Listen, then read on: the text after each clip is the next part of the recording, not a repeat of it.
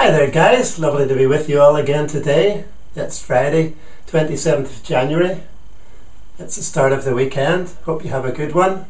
I know there are a number of parties on over the weekend.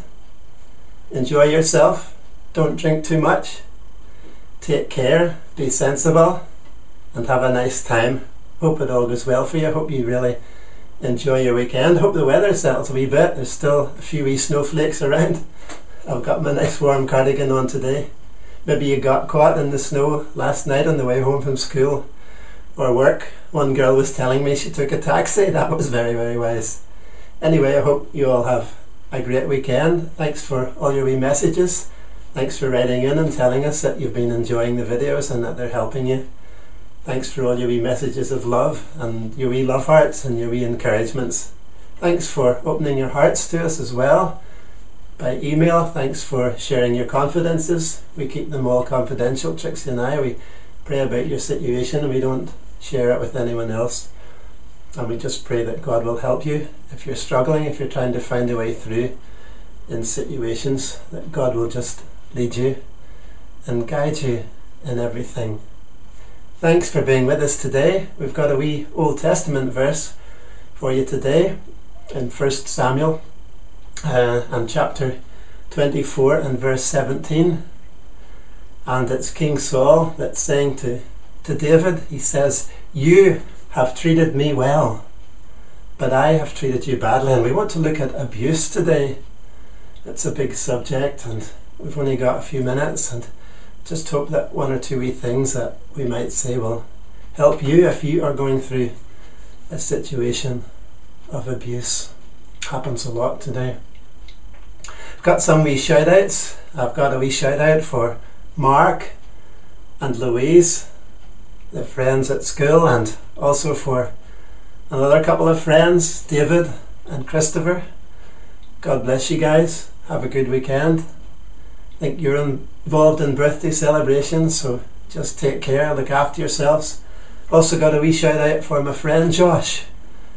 God be with you, brother, tonight, wherever you are and whatever you're up to. Stay with us, guys. Don't switch off now. Stay with us for the rest of the video as we talk about abuse. We've got King Saul here. He was Israel's first king.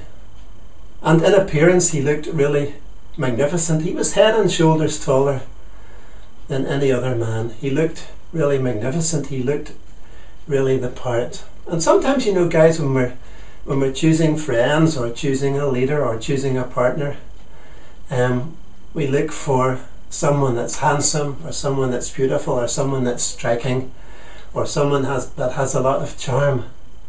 And you know, that's okay, but it can be dangerous, because we need to look deeper. We need to look deeper and see what's really inside the person, if he'll really make a good partner, a good boyfriend, a good husband, and vice versa as well. Beauty is nice in a lady, but you know, we want to make sure that she has a kind heart as well. And so we've got to look deeper, guys. And Saul was chosen really for the way he looked on the outside and not for really what was inside. David, of course, he was chosen as king to succeed Saul, but David was the man after God's own heart.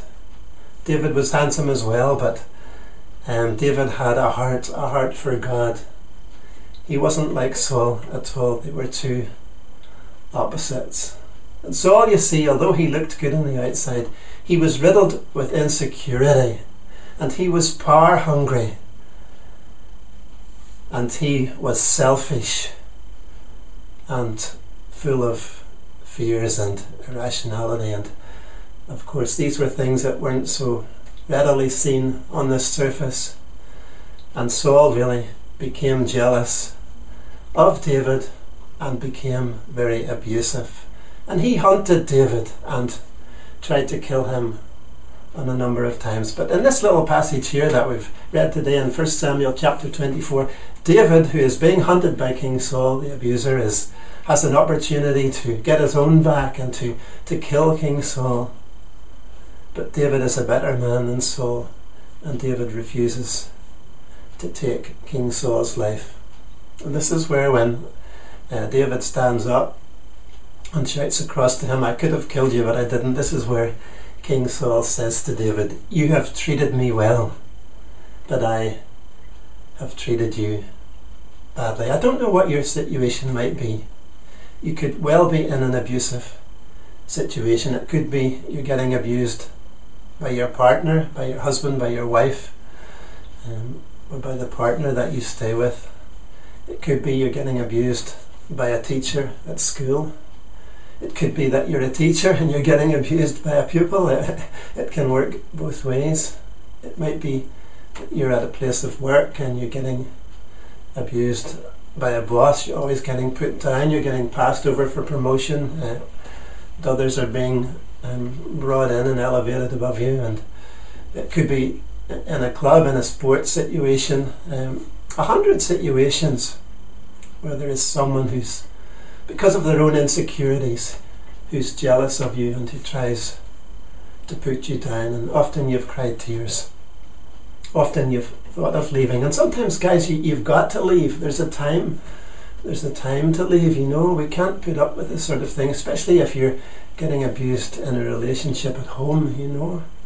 Maybe you need to go out and get some help from the authorities today and refuse to be a battered wife or a battered girlfriend. Or it can happen the other way around too. I once gave a man a lift to the hospital.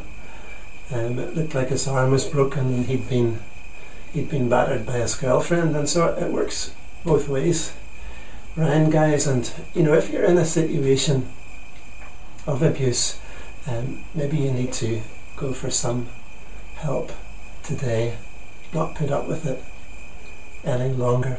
Report it. And of course, you know, maybe you've had to move away to get away from a situation like that, and sometimes they can still follow you. You know, it's really, really hard. And just like David, he had got away. He was away out in the desert, away from King Saul, and yet King Saul was hunting him with his armies, through the desert, through the caves, through the rough terrain, through the rocks, through the bush. And it's not always easy. David needed all his wits about him, and he needed God's help. You know, guys, in your situation, ask God for his help. Don't be afraid to pray. Don't be afraid to come to Jesus. Jesus cares about you. He doesn't want you to be hurt or to live in an abusive situation. Jesus came to set you free. So come to him, talk to him about it. He can protect you. He can bring you through. And if you've made a wrong choice, you know, and if you feel so bad about the choices that you've made, well, Jesus can help you. He can heal you deep inside as well. And we all have made wrong choices, guys. Not just you. It's all part of the human condition that we choose badly sometimes. Sometimes we go against the advice of our parents, of our friends, and we choose the wrong person or the wrong friends to go with, the wrong gang to hang out with, you know, and we get involved in drugs and with criminals sometimes, and sometimes we'll really regret it and say, why didn't I listen to the good advice? And we're full of regrets. But God can help us through that, you know. There's a way through for you. God doesn't want you to live with regret. He wants to heal you and bless you and forgive you and give you a whole new life. And if you're a young person today, my prayers are with you that you'll not make the wrong choices, you know, of a boyfriend, of a girlfriend. You know, don't choose the bad boy, you know.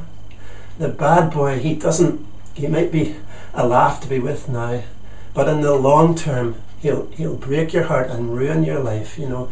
Same with the bad girl, guys. Go with someone that is nice and pleasant and kind and good, and ask God. I remember praying that God would give me the right partner, and I prayed hard about it, and God brought Trixie into my life, and we've been married for over 36 years, and she's my soulmate. She's from the Lord. She's an absolute angel, you know, and God brought her to me, you know, and she's lovely, and God wants to bring you the right person into your life. So don't just look on the outside, you know, look a bit deeper and see, is he kind to you? Does he put you before his mates? Does he open the door for you? Is he courteous and nice to you? Does he compliment you? Say, you look really nice tonight. I like your dress. I like your necklace, you know. Will he send you a valentine or bring you a red rose, you know? And these are all wee things to look for. Is he nice to children? Is he nice to your parents, you know? These are all little signs, you know, for someone that has got a kind heart, someone that has got a love in their hearts, someone that's not full of insecurities and full of their own ego and their own selfishness. Don't go out with a selfish man or a selfish woman, you know.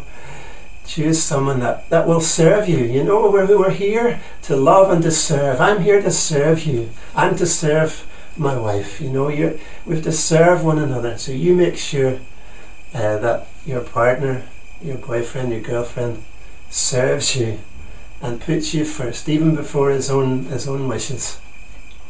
And that will be a lasting relationship, a sign of a good relationship to come. Okay, so I've gone on and on a bit. God bless you. Have a lovely weekend. Trixie and I send our love. If we can help you further, just email us. It'll all be confidential. Have a great weekend. We love you, and God bless. And see you on Monday.